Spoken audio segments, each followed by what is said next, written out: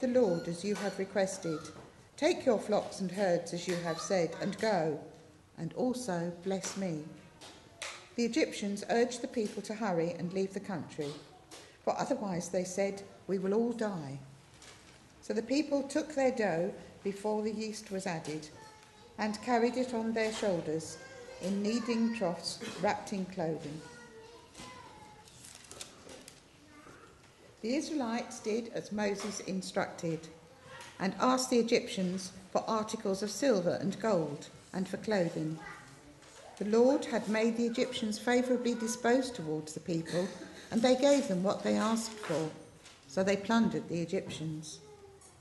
The Israelites journeyed from Ramesses to Succoth.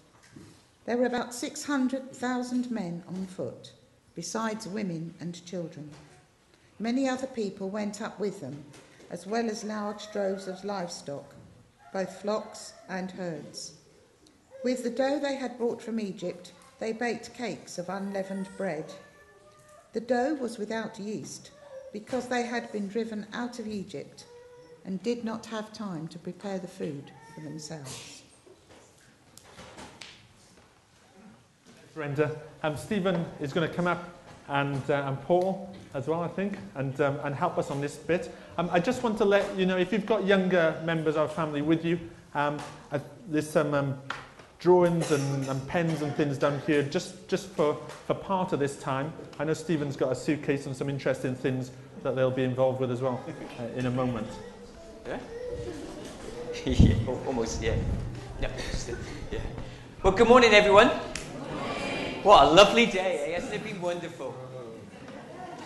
I hope you're all dry. We've got about 24 leaks in the church at the moment, and some of them are from Wales as well, so boom, boom. Hey, how about that? Well, it's lovely to be here. How many people get excited about being on a journey? Anybody get excited about going on a journey, maybe going on holiday, going away? Do you know, sometimes when you're going on a journey, sometimes you get a little bit nervous too, don't you? I had to do a journey into the centre of London yesterday. It was a nightmare. I was so nervous about actually doing it. I was excited about seeing my nieces, but also I was kind of nervous about having to do the journey as well. And sometimes, you know, when you're on a journey, that's how you feel. You feel really excited about it, but also you feel a bit nervous and a bit uncertain about it as well. And I guess, you know, when you read the story in the Bible, God's people are always on a journey. They were always going somewhere. And in a minute, we're going to think about how Israel journeyed out of Egypt. But the Friends group have really helped us this morning to think about how God journeyed into our world to be among us. How exciting is that? What an amazing journey God undertook. Now, guys, I know you've got lots of drawing over there, but, you know, this is the most creative, brilliant section of the church. Forgive me for saying that, but, you know, we've got the great creative thinkers down here. And I'm wondering, Sean, if you and all the guys down here, I wonder if you could think, while Paul and I are doing a little bit of talking for a moment, I wonder if you could think about how you could make just a house or a building out of all the people there. I've got some pieces of paper here that might help you. I've got some pieces of paper that you could use for windows and doors and maybe sort of roof tiles. Is that a technical term, Paul? Yeah, yeah.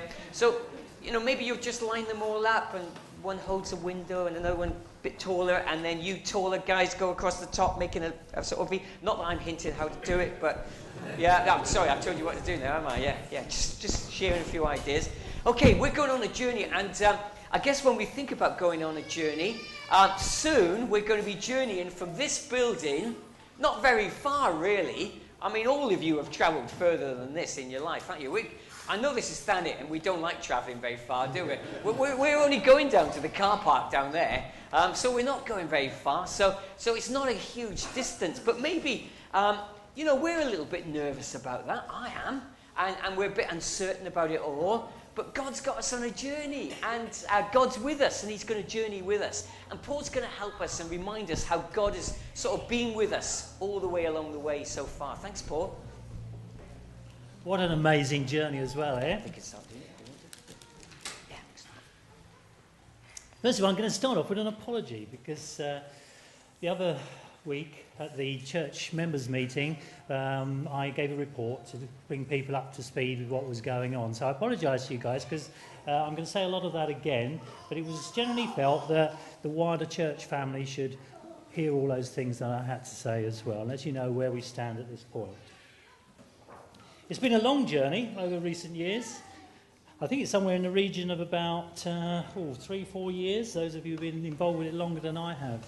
And this is, I think, our third attempt at trying to get this project off the ground. And who knows why that hasn't happened in the past. Perhaps the Lord had reasons for that along the way, and he's chosen this time to take it forward in such an amazing way. So it's very exciting that we're all involved in that.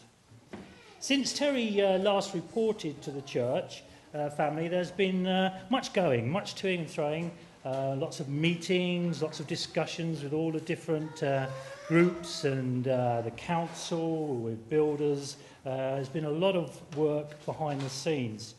There's been many different agencies involved.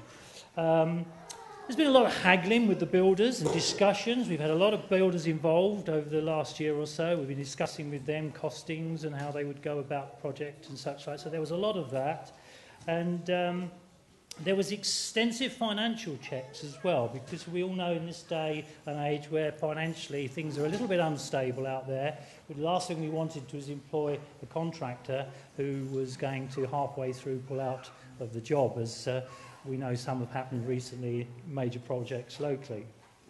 So what happened next? Out of the 12 initial contractors, 3 was selected for what we call a post-tender interview. And on the 21st of October, myself, Peter and Mark Dadswell, they're the quantity surveyors that we employed, we spent a long day interviewing at their offices in Maidstone. Finally, we came to sort of lean towards one more than the others, and the name of that firm was called Farnrise, and it seemed to stand out for one reason or another above all the others. Now, why did we choose them? What reasons did we as a church think that they were the right people? Well, first of all, as I've already mentioned, financially, they were the most secure. They had the most professional approach. In other words, they had looked into all the implications of our site. The financial director was very thorough. They'd gone through the contracts very thoroughly. They asked all the right questions, the questions that we would expect that they should ask about a project of this size.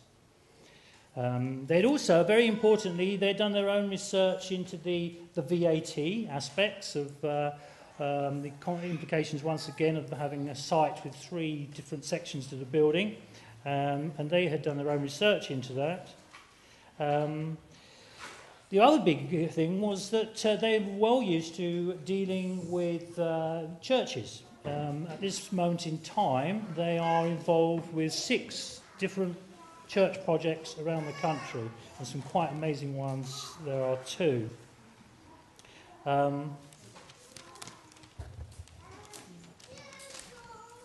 Fourthly, the fourth thing that was impressive about was what they call their method statement, how they were going to go about the job.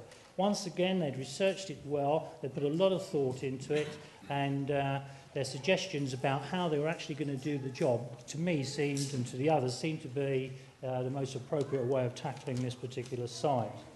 They employed their own structural engineer, which was another good thing, because that meant they'd looked at all the figures properly and all these calculations that our own structural engineers had done, and they confirmed that the direction we were moving in was the right one.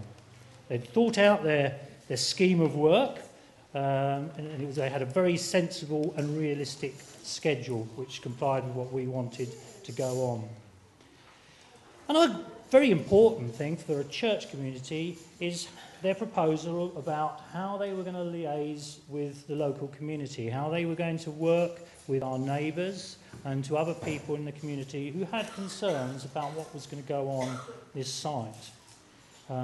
They had big plans, as they have done on other sites, of liaising very carefully, doing drop leaflets to people, giving them the opportunity every Friday when the site was up and working to come into the site office, have a coffee and discuss any problems or any queries that they had with them. So they were very open to that. I suppose, to me, at the end of the day, and to the others involved at the interview,